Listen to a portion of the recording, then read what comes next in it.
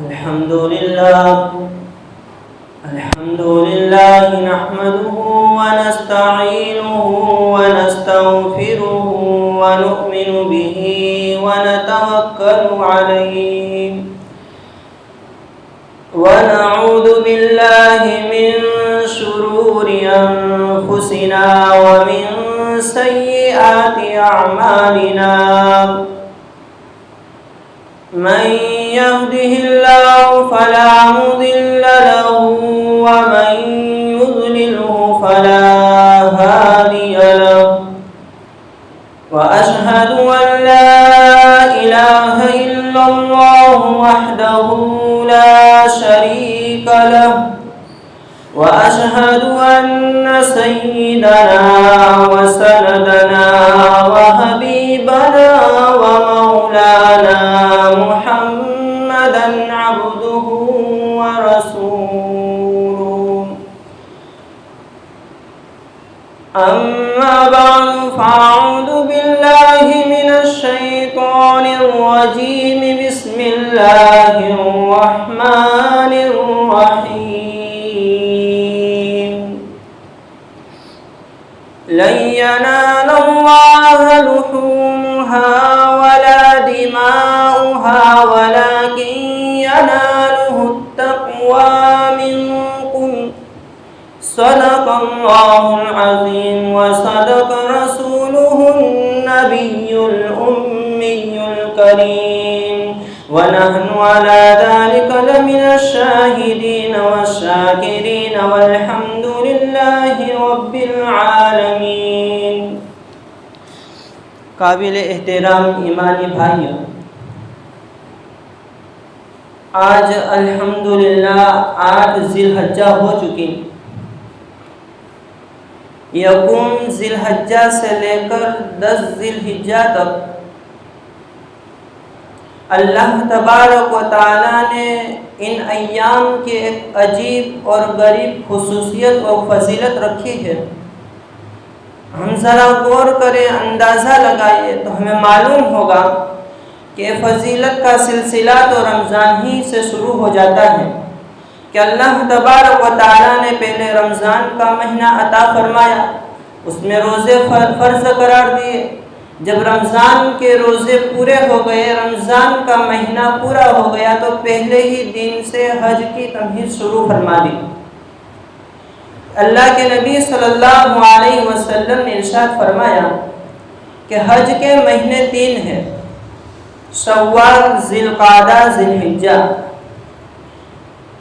عام طور پر خصوصی اعمال تو ذی الحجہ کے ہی اندر ادا ہوتے ہیں، لیکن جو شخص حج کا ارادہ رکھتا ہے تو حج کے لیے احرام باندھنا پہلی شوال سے جائز ہے. اگر کوئی حج کرنا چاہتا ہے اور پہلی شوال کو احرام باندھ کر جب حج کو روانہ ہو جائے تو ان کے لیے جائز ہے، لیکن شوال کی پہلی تاریخ سے پہلے احرام باندھنا صحیح نہیں ہے. شوال کی پہلی تاریخ سے احرام باندھا جاتا ہے. پہلے حج کے سفر میں بہت وقت گزر جاتے تھے، یہاں تک کہ 2-2 3-3 مہینے گزر جاتے تھے. اس لیے شوال کا مہینہ آتے ہی لوگ حج کی تیاریاں شروع کر دیتے.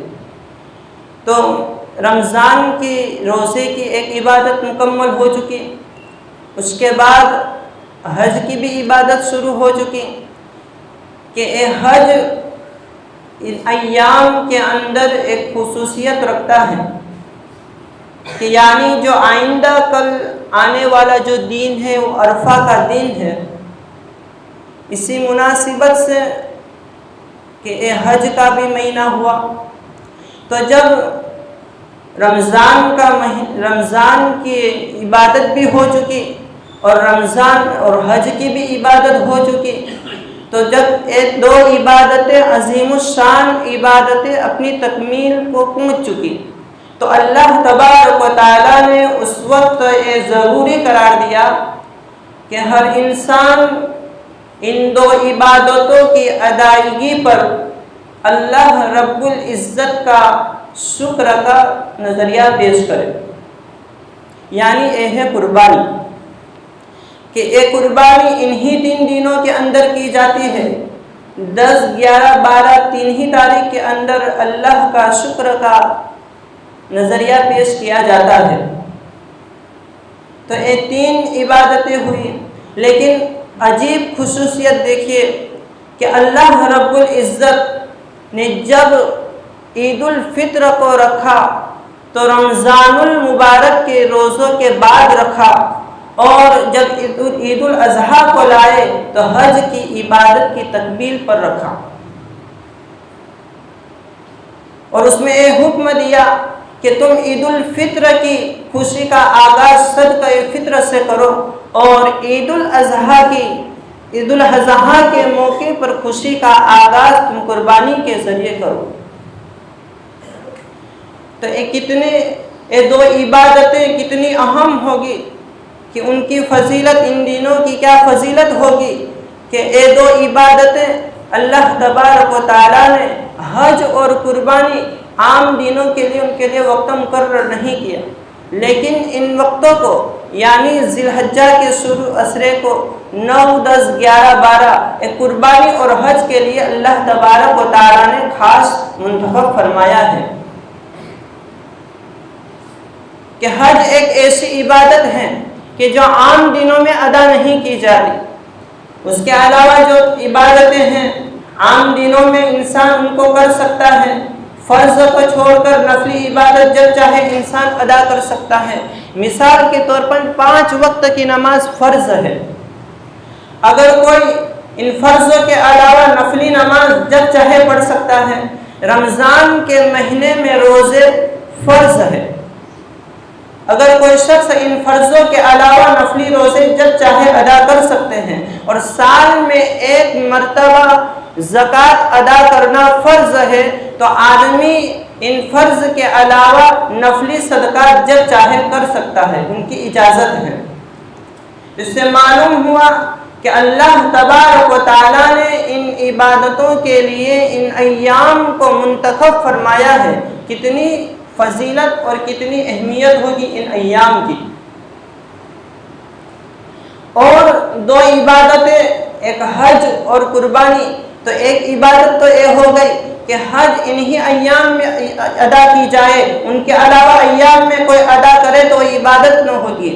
جیسے کہ حج کے ارکان مزدلفہ میں رات گزارنا، عرفات میں ٹھہرنا، جمرات کی رمی کرنا، یہ 3 اہم ارکان ہیں کہ جو لوگ عام دنوں میں ان کو ادا کرے تو وہ عبادت نہ ہوگی۔ اگر کوئی ان دنوں کے علاوہ عرفات میں 10 دن ٹھہرے تو عبادت شمار نہیں ہوگی۔ اگر کوئی مزدلفہ میں عام دنوں میں گزر جائے تو وہاں پر بھی ان کی عبادت کا ثواب نہیں ہوگا، ان کو عبادت نہیں شمار کیا جائے گا۔ اور جمرات کی رمی جب سال کے 12 مہینوں تک مینا کے اندر کھڑا ہے، کوئی شخص دوسرے ایام میں جا کر ان کا کنکری مارے تو عبادت شمار نہیں ہوگی۔ ایک ہوئی حج، اور دوسری عبادت قربانی، کہ قربانی کے بھی لیے اللہ تبارک و تعالیٰ نے ان ایام کو خاص فرمایا ہے کہ 10، 11، 12 ذی الحجہ کے اندر قربانی کو کیا جائے۔ ان کے علاوہ دنوں میں کوئی قربانی کرتا ہے تو وہ قربانی ادا نہیں ہوگی۔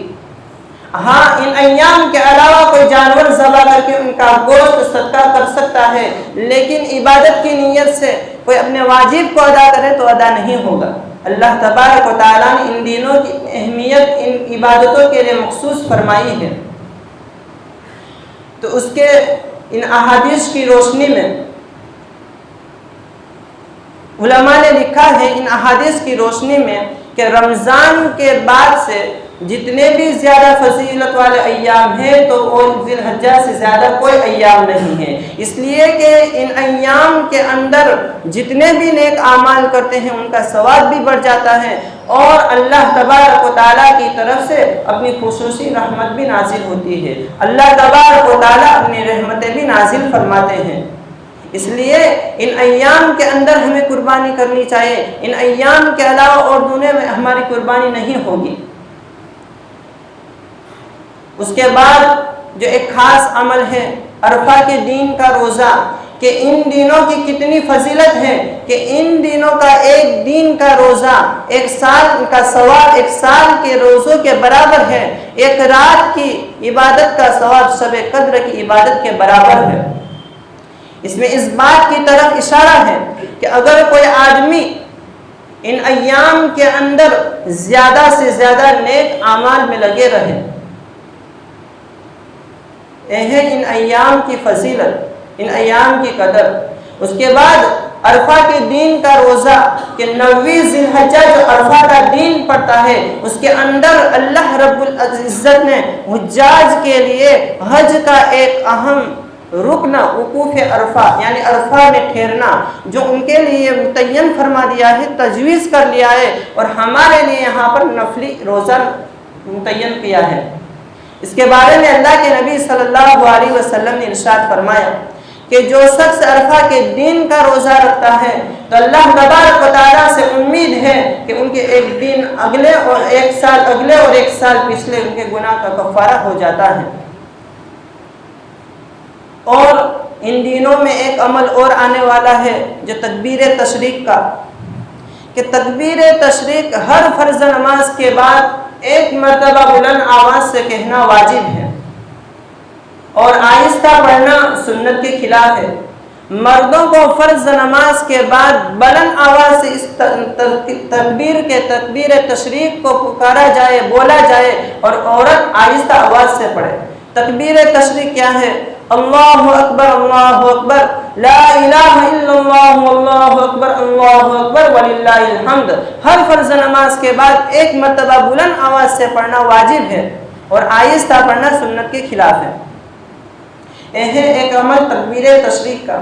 اب یہ جو قربانی ہم کرتے ہیں تو قربانی تو جیسا کہ میں نے بیان کیا، آپ کے سامنے عرض کیا کہ بھائی قربانی ان ایام ہی کے اندر قبول ہوتی ہے، ان کے علاوہ دنوں میں قربانی نہیں ہوگی۔ یہ ہے قربانی کی خصوصیت۔ اب قربانی ہمیں کیا سبق دینا چاہتی ہے؟ تو جو ہم دیکھیں کہ قربانی کی عبادت کا فلسفہ یہ ہے کہ قربانی کا معنی کیا ہوتا ہے کہ اللہ کے قرب حاصل کرنے کی چیز۔ اب قربانی لفظ جو نکلا ہے قربان سے نکلا ہے، اور قربان لفظ قرب سے نکلا ہے، جس کا معنی یہ ہوا یعنی کہ قربانی کا مطلب یہ ہوا کہ وہ چیز جس کے ذریعے اللہ تبارک و تعالیٰ کا تقرب اور قرب حاصل کیا جائے، یہ ہے قربانی کی فضیلت۔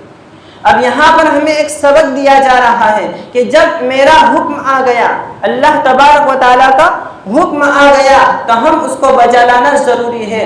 اللہ کے حکم کے آنے کے بعد اس کے اندر کوئی غور و فکر کرنے کا، کوئی عقل کے گھوڑے دوڑانے کا کوئی موقع نہیں ہے، کوئی سازش اور پلاننگ کا کوئی موقع نہیں ہے۔ جب اللہ کا حکم آ گیا تو ایک اللہ کے حکم کو بجا لانا ایمان والے کے لیے ضروری ہے۔ اب قربانی حدیث پاک میں آتا ہے کہ جب ایک قربانی کے لیے جب آدمی جانور کو ذبح کرتا ہے تو اس جانور کی قربانی کے نتیجے میں ان کا یہ ثواب کہ ان کے جو بدن پر بال ہیں ان کے ایک ایک بال کے بدلے میں ایک ایک گناہ معاف۔ حدیثوں میں آتا ہے کہ ان کو ایک گناہ معاف ہو جاتے ہیں۔ یہ ہے قربانی کی فضیلت کہ جب آدمی قربانی کے جانور کو ذبح کرتا ہے تو جانور کے جتنے بھی بال ہیں ان کے برابر ان کا ثواب لکھا جاتا ہے۔ اور دوسرا یہ فرمایا کہ جب آدمی جانور کو لٹاتا ہے، ابھی ان کا قطرہ خون کا قطرہ زمین پر نہیں گرا، اس سے پہلے وہ اللہ کے وہاں پہنچ جاتا ہے، اللہ کے وہاں تقرب کا ذریعہ اور سبب بن جاتا ہے۔ اب یہاں پر اللہ تبارک و تعالیٰ یہ دیکھنا چاہتے ہیں کہ کیا میرا بندہ بغیر اس کے دیکھے کہ اس کے میرے مال کی کمی اور زیادتی تو نہیں ہو رہی ہے، بغیر دیکھے کہ ہمارا نقصان تو نہیں ہو رہا ہے، صرف ایک میرے حکم پر میرے تقرب حاصل کرنے کے لیے ایک اللہ کے میرے خاطر اس جانور کو ذبح کر کے جانور کے گلے پر چھری پھیرا کر کے میرا حکم بجا لاتا ہے تو میں ان کے لیے اتنا اجر و ثواب زیادہ دوں گا۔ حضرت مولانا رومی علیہ رحمہ فرماتے ہیں کہ جب آدمی قربانی کرتا ہے، ایک اللہ کے خاطر ایک اہم فریضے کو ادا کر رہا ہے، اس طرف ادھر وہ قربانی کے جانور کو ذبح کر رہا ہے، جانور کے گلے پر چھری پھیر رہا ہے، اور ادھر یہ اللہ کے وہاں قبول ہو جاتی ہے۔ پہلے زمانے میں یہ ہوتا تھا کہ جب کہیں بادشاہ کے پاس نذرانہ اور عطیہ اور تحفہ پیش کیا جاتا تو ان کے وہاں ایک قانون ہوتا تھا کہ اس ہدیے کے اوپر وہ ہاتھ پھیر دیتے تھے، جس کے نتیجے میں وہ ہدیہ قبول ہو جاتا تھا، اور فرما دیتے تھے کہ یہ ہدیہ آپ ہی لے جاؤ، اس لیے کہ آپ کو زیادہ ضرورت ہے ہمارے مقابلے میں۔ تو وہ ہدیہ بادشاہ کے وہاں قبول ہو گیا۔ تو ہم یہ جو مولانا رومی فرماتے ہیں کہ جو ہم قربانی کرتے ہیں، اگر ہم جانور کو ذبح کرتے ہیں تو دوسری طرف ہماری قربانی قبول ہو جاتی ہے۔ تو گویا کہ اللہ تبارک و تعالیٰ نے ہاتھ پھیر دیا اور فرما دیا کہ یہ جانور تمہارا ہے، تم لے کر جاؤ، ان کا گوشت کھاؤ، اور ان کی ساری چیزیں تمہاری ہیں، ان کا گوشت بھی تمہارے لیے، ان کی کھال بھی تمہارے لیے، ان کی ساری چیزیں تمہارے لیے۔ ہمیں تو صرف میرا یہ حکم تھا کہ میرا بندہ میرا یہ حکم بجا لائے، بس آپ نے اپنا شکر بجا لائے اور آپ نے قربانی پیش کر دی، یہ ہمارے لیے کافی ہے۔ آپ سارا جانور اور ساری چیزیں آپ کے لیے ہیں، ہم تو صرف یہ دیکھنا چاہتا ہے کہ آپ ہمارے لیے کیا کیا پیش کرتے ہیں۔ تو جب ایک بندے نے اللہ کے واسطے قربانی پیش کر دی، اللہ کے لیے خون بہا دیا، تو اللہ کے وہاں تقرب اور قرب کا ذریعہ اور سبب بن جاتا ہے۔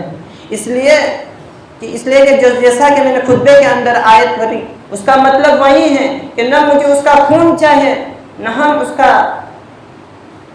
اس کی کھال چاہتے ہیں، نہ اس کا گوشت چاہتے ہیں، ہم تو صرف تمہارا اور تمہارا خالص تقویٰ دیکھنا چاہتے ہیں کہ تمہارے دل کا تقویٰ کیا ہے۔ ہم سچے دل سے، سچے تقوی کے ساتھ، دل کے اخلاص کے ساتھ ہم قربانی کریں گے تو اللہ کے یہاں قابل قبول ہوتی ہے۔ اس لیے ہم سے تقوی کے ساتھ، اخلاص کے ساتھ قربانی کریں۔ اللہ تبارک و تعالیٰ کہی سنی باتوں سے زیادہ عمل کرنے کی توفیق عطا فرمائے۔